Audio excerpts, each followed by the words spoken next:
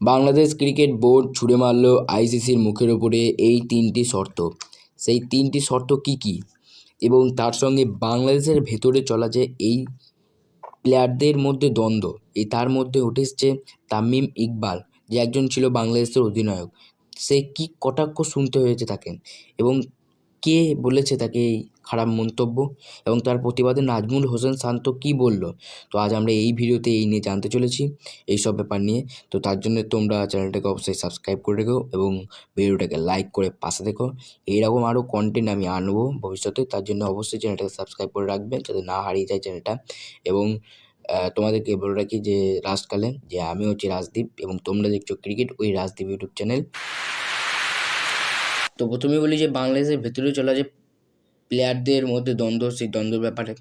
তো হয়েছে কি যে বাংলাদেশের এক কনফারেন্সে, মানে ক্রিকেট ম্যাচ হয়ে যাওয়ার পর যে কনফারেন্স হয়, সেই কনফারেন্সে তামিম ইকবাল, যে বাংলাদেশের অধিনায়ক ছিল, সে বলেছে যে বেশি বার না বাড়তে বিসিবিকে, কারণ সত্যি বিসিবি কিন্তু বার বাড়ছে একটু বেশি। তারা কেন এরকম আইসিসির উপর এরকম জুলুম চালাবে? তারা কিন্তু অন্য কোনো টিম নয় যে তারা এরকম করে জুলুম চালাতে পারে।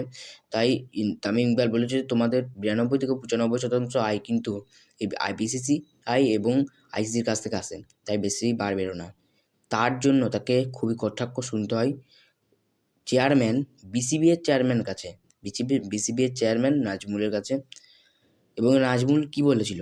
নাজমুল বলেছে যে তামিম ইকবাল নাকি ভারতের এজেন্ট, তার সঙ্গে আরও খারাপ মন্তব্য করে।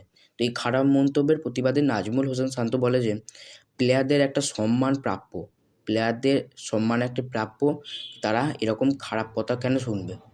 তো এরকম একটা খারাপ খবর উঠে এসেছে। আর তার সঙ্গে বলে রাখি যে বাংলাদেশ 3টে যে শর্ত ছুড়েছে তার মধ্যে একটা একটা হচ্ছে যে বাংলাদেশ যে একটা শর্ত উঠেছে, সেই একটি শর্ত হচ্ছে বাংলাদেশের যে ক্রিকেটার তার সঙ্গে সহকর্মী তাদেরকে কিন্তু খুবই সুরক্ষিত রাখতে হবে এবং সুরক্ষার দিকে তাদেরকে বজায় রাখতে হবে। তার সঙ্গে 2 নম্বর পয়েন্টটা হচ্ছে শুধু ক্রিকেটার এবং সহকর্মী নয়, তার সঙ্গে কর্মকর্তাদেরও সুরক্ষা চাই।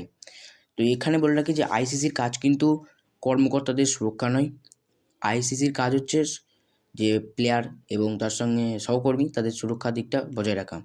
তো এখানে কর্মকর্তাদের কেন যে উঠে এসেছে সেটা বিসিবিই জানে। তো তারপরে যে 3 নম্বর শর্ত, সেই 3 নম্বর শর্তটা হচ্ছে যে লিখিত করে রাখা, যে তোমরা এই যে সেফটি বা এই যে সুরক্ষার দিকে দেখছো, এইটা কিন্তু তোমাদের খাতা কলমে করে লিখতে হবে। তো এইখানে একটা কথা ওঠে আসে যে খাতা কলমে কেন? তাহলে বিসিবি কি সত্যি কোনো চাল চালছে ভারতের ওপর? খারাপ আঁচ ভারতকে দিতে চলেছে। তো দেখি কি হয়, দেখা যাক। তো তোমাদের কি মনে হয়, বাংলাদেশ কি কোনো খারাপ চাল চালবে ভারতের ওপর? তো অবশ্যই কমেন্টে লিখে জানাবে। তো আজকের মতো এখানে ভিডিওটা শেষ করছি। পরের ভিডিও আবার আসবে পরের দিন। তো তোমরা পাশে থেকো এবং চ্যানেলটাকে সাবস্ক্রাইব করে লাইক করে পাশে থেকো। টাটা।